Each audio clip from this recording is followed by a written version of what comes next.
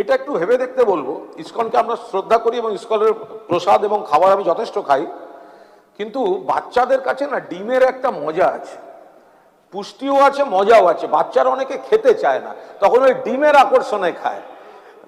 আপনিও বাচ্চা, আমি জানি তো, আপনিও ঠিক আছে, তো আপনিও বাচ্চা পছন্দ করেন।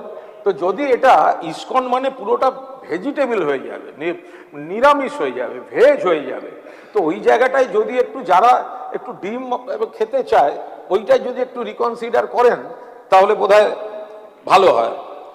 এর বাইরে যেগুলি আপনি আনুষঙ্গিক কিছু যেগুলো দিয়েছেন আমি খুব তার মধ্যে ঢুকছি না, কারণ ওগুলো ডিটেল দেখে এরকম চটজলদি বক্তৃতা করাটা উচিত না।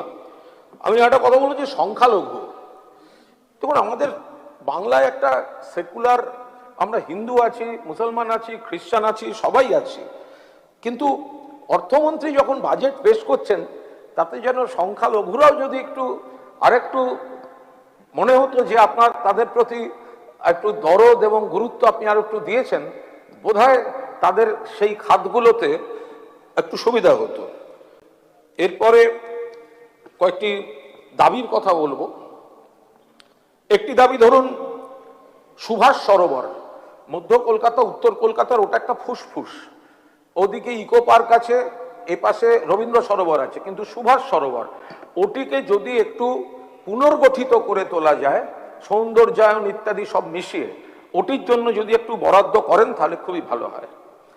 আমি বলবো যে মধ্য কলকাতায় টাকি বয়েজ স্কুল, এটা টাকি মানে কিন্তু রাজাবাজার টাকি, তো ওর লাগোয়া একটি পুরনো একটা গ্রন্থাগার দপ্তরের অধীন একটা আবাস, ওই গ্রন্থাগার এবং আবাসিক এসব জায়গা আছে, পুরো ভেঙে পড়ছে। তো ওটাকে যদি মিশিয়ে, উৎসস্থল একই টাকির জমিদারেরা, ওটিকে যদি একটি কলেজ করা যায়, হ্যাঁ আমি লিখিতভাবে দেবো, কলেজ করা যায় অত্যন্ত ভালো হয়। দুটো গুরুত্বপূর্ণ, একটা হচ্ছে আপনি আয়ুষ আলাদা করেছেন, আপনাকে শুভেচ্ছা জানাচ্ছি।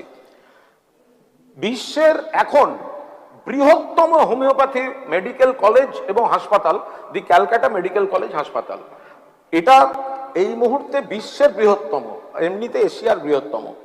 এপাশে রয়েছে আয়ুর্বেদের পোস্ট গ্রাজুয়েট দুটো পাশাপাশি 28 নম্বর ওয়ার্ডে, খুব ভালো সিস্টেম আছে। ওদের সঙ্গে কথা হয়েছে, ক্যান্সারেরও ট্রিটমেন্ট, স্পেশাল ক্লিনিক হোমিওপ্যাথির, একটু বরাদ্দ দরকার ওই জায়গাটাকে। ওই হসপিটাল দুটো, একটা হচ্ছে হোমিওপ্যাথ, একটা হচ্ছে আয়ুর্বেদ, এই দুটোকে যদি একটু, দুটোই পোস্ট গ্রাজুয়েট, এই জায়গাটাকে যদি একটু মেরামত করা যায় আর তাদের এমার্জেন্সিটাকে যদি একটু মডার্ন ব্যবস্থা করে দেওয়া যায়, ডাক্তারবাবুরা অনেকটা প্রস্তুত, কিছু শূন্য পদ আছে, বাট একটা ক্যান্সার হোমিওপ্যাথিক ক্লিনিকও তৈরি হতে শুরু করেছে। কতটা সারানো যাবে সেটা আলোচনা সাপেক্ষ, বাট ওনারা বলছেন অনেকটা রিলিফ দিতে পারবো।